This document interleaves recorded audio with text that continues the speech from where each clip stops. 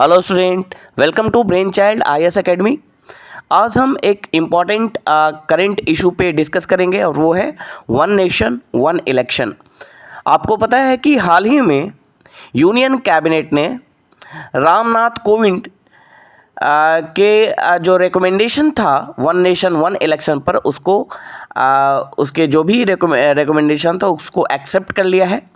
रामनाथ कोविंद जो कमेटी है वो 2023 में फॉर्म की गई थी और जिसका मैंडेट था कि वन नेशन वन इलेक्शन पे अपना रिकमेंडेशन दे। और रामनाथ कोविंद कमेटी ने वो पॉजिटिव वे में वन नेशन वन इलेक्शन को एक्सेप्ट करते हुए अपने रिकमेंडेशन दिए हैं और यूनियन कैबिनेट ने इन रिकमेंडेशन को एक्सेप्ट कर लिया है। इसका अर्थात वन नेशन वन इलेक्शन के लिए यूनियन कैबिनेट ने हरी झंडी दिखा दी है। तो आज हम इस पे डिटेल में डिस्कस करेंगे कि वन नेशन वन इलेक्शन है क्या, इसके बेनिफिट्स क्या हैं और साथ ही साथ इसके चैलेंजेस क्या हैं। देखिए, इस बार का जो यूपीएससी का पेपर था 2024 का मेंस का, उसमें जीएस पेपर 2 में जो फर्स्ट क्वेश्चन है वो वन नेशन वन इलेक्शन से रिलेटेड है। तो वन नेशन वन इलेक्शन आने वाले एग्जामिनेशन, जो भी मेंस के एग्जामिनेशन होगा, चाहे वो बीपीएससी का मेंस एग्जामिनेशन हो 17th बीपीएससी का, या फिर दूसरे जो पीसीएस एग्जामिनेशन है उसके लिए भी बहुत ही इंपॉर्टेंट है। तो वन नेशन वन इलेक्शन का अर्थ होता है कि जितने भी स्टेट्स हैं, यानी जो 28 स्टेट्स हैं और साथ ही साथ जो यूनियन टेरिटरीज़ है जहाँ पे लेजिस्लेटिव असेंबली है, जैसे कि दिल्ली, पुडुचेरी एंड जम्मू एंड कश्मीर, सभी जगह पर एक साथ इलेक्शन कंडक्ट कराना। यानी जो भी विधानसभा और लोकसभा के जो इलेक्शन है, यानी जो हमारा लोकसभा है और जो लेजिस्लेटिव असेंबली है उसके जो इलेक्शन है वो एक साथ कंडक्ट कराने को ही वन नेशन वन इलेक्शन कहा जाता है। तो ये यहाँ पे हम देखेंगे कि गवर्नमेंट ने एक सिग्निफिकेंट स्टेप लेते हुए इलेक्शन प्रोसेस को रीशेपिंग करते हुए, है ना, वन नेशन वन इलेक्शन को अप्रूव कर दिया है ना। ये जो वन नेशन वन इलेक्शन है वो रामनाथ कोविंद कमेटी, जो हमारे पूर्व राष्ट्रपति रह चुके हैं, उनके रिकमेंडेशन के आधार पे था। और इसका प्राइमरी ऑब्जेक्ट है, वन नेशन वन इलेक्शन का जो प्राइमरी ऑब्जेक्ट है वो है कि जो साइकिल ऑफ इलेक्शन, जो कांस्टेंट साइकिल ऑफ इलेक्शन हुआ करता था, यानी बार बार जो इलेक्शन होते थे, कभी किसी स्टेट में, कभी किसी स्टेट में, कभी सेंटर में, कभी लोकसभा का, कभी विधानसभा का, उस साइकिल ऑफ इलेक्शन के कारण जो गवर्नेंस हैम्पर होता था और जो मैसिव एक्सपेंडिचर होती थी उसको अवॉइड करना, यानी उसको एलिमिनेट करना, यानी गवर्नेंस लॉस, यानी गवर्नेंस डिले या गवर्नेंस में जो हैम्पर होता था due to model code of conduct, और साथ ही साथ जो भी एम्प्लॉय हैं उसको इलेक्शन प्रोसेस में लगाया जाता था, उसके कारण जो गवर्नेंस होता था खासकर एजुकेशन के क्षेत्र में, और इस पे जो मैसिव एक्सपेंडिचर होता था उसको अवॉइड करने के लिए वन नेशन वन इलेक्शन को हरी झंडी दिखा दी गई है। ओके, तो यहाँ पे हम थोड़ा सा यहाँ पे इसको डिस्कस करेंगे कि क्या इसके बेनिफिट्स हैं और उसके बाद चैलेंजेस क्या हैं, वहाँ पे हम इसको डिस्कस करेंगे। देखिए, बेनिफिट्स, जो सबसे बड़ा बेनिफिट है वन नेशन वन इलेक्शन का वो है रिडक्शन इन इलेक्शन एक्सपेंडिचर। अगर एक साथ इलेक्शन होते हैं तो रिसोर्सेज को बेटर तरीके से यूटिलाइज करते हुए सभी स्टेट्स और यूटीज़ जहाँ पे विधानसभा हैं और लोकसभा में एक साथ इलेक्शन कराने से जो हमारे रिसोर्सेज है उसकी बचत होगी, है ना। जो कॉस्ट ऑफ ऑर्गेनाइजिंग इलेक्शन है वो रिड्यूस होगा, है ना, which includes logistics, security and other related expenditure. यानी लॉजिस्टिक पे जो खर्च होता है सामान को एक जगह से दूसरे जगह ले जाने में, मैन पावर और जो ऑब्जेक्ट हैं उसको एक जगह से दूसरे जगह ले जाने में, इक्विपमेंट्स, या फिर सिक्योरिटी में, है ना, जो पैरामिलिट्री फोर्सेस को डिप्लॉय किया जाता है और उन पे जो खर्च होता है, और अदर जो एक्सपेंडिचर उसमें कमी आएगी। Billions of rupees could be save with this approach, यानी बिलियंस ऑफ रुपीज़ को सेव किया जा सकता है। दूसरा बेनिफिट है time and resource efficiency.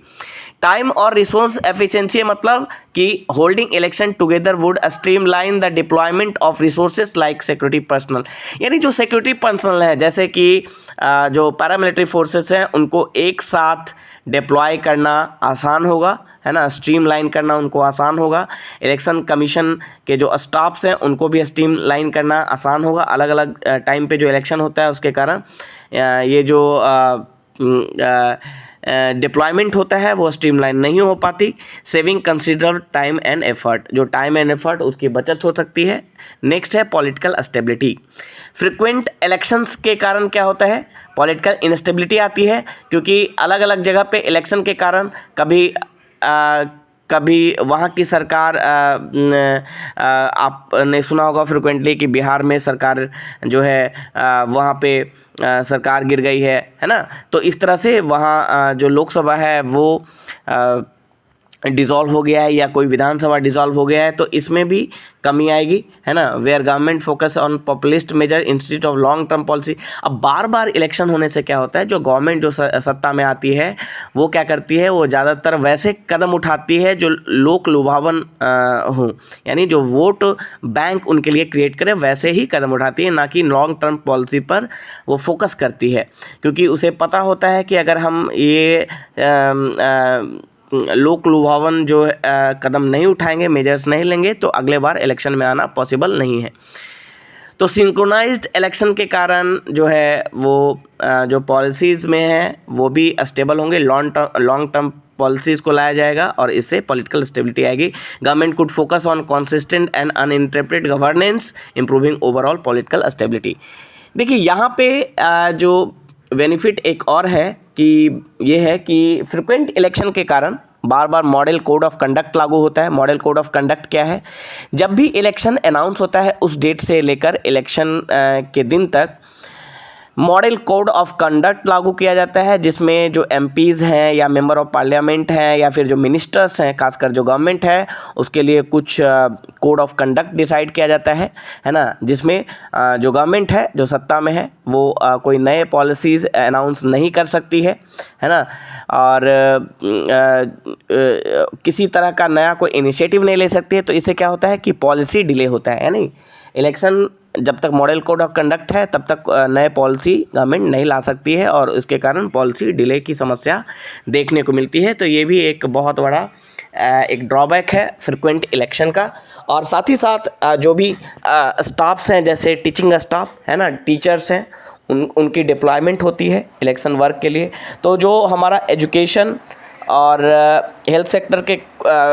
Health sector से भी कुछ जो एम्प्लॉय हैं उनको भी इलेक्शन वर्क में भेजा जाता है, जिसके कारण जो गवर्नेंस है वो बाधित होता है। तो इसमें भी कमी आएगी।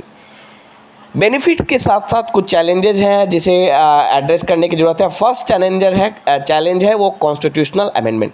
देखिए सबसे बड़ी बाधा यह है कि अगर एक साथ इलेक्शन करा भी लिया जाए, है ना, तो क्या यह ज़रूरी है कि हर स्टेट में जो विधानसभा में हर स्टेट की जो सरकार है वो 5 साल चल पाए, है ना। तभी तो अगली बार फिर से एक साथ इलेक्शन हो पाएगा, जब सभी स्टेट्स और जहाँ पे विधानसभा है वैसे यूटीज़ और सेंटर सब जगह 5 साल सरकारें चले। ऐसा भी हो सकता है कि कुछ स्टेट में 5 साल से पहले ही जो है गवर्नमेंट जो है डिज़ोल्व हो जाए, है ना, गवर्नमेंट डिज़ोल्व हो जाए, सरकार गिर जाए, या फिर विधानसभा भंग हो जाए, है ना, या लोकसभा भी ही भंग हो जाए, डिज़ोल्व हो जाए। तो वहाँ पे तो फिर से इलेक्शन कराना होगा 5 साल से पहले ही, और फिर से साइमल्टेनियस इलेक्शन पॉसिबल नहीं होगा, क्योंकि उन्हें फिर बाकियों का टर्न ख़त्म होने के लिए फिर वेट करना पड़ेगा, जो कि डेमोक्रेसी में पॉसिबल नहीं है। तो इसके लिए हमारे कॉन्स्टिट्यूशन में अमेंडमेंट करना होगा, और उस अमेंडमेंट के द्वारा जो है उस अमेंडमेंट के द्वारा क्या करना होगा कि ऐसा प्रोविज़न लाना होगा कि 5 साल से पहले जो लोकसभा है या फिर जो विधानसभा है वो डिज़ोल्व नहीं हो सकती हैं। ऐसा कॉन्स्टिट्यूशन अमेंडमेंट लाना होगा। साथ ही साथ जो वन नेशन वन इलेक्शन को इम्प्लीमेंट करने के लिए ये भी ज़रूरी है कि जैसे करंट में कॉन्स्टिट्यूशन ने ऐसा अलाउ किया है कि state to have their own electoral cycles and aligning them with the national cycle will need both legal amendment and consensus building among political stakeholders. तो ये भी कॉन्स्टिट्यूशन अमेंडमेंट करना होगा। दूसरा जो चैलेंज है स्टेट ऑटोनॉमी का, यानी India operates under a federal system where states have distinct power. India में फेडरल सिस्टम है।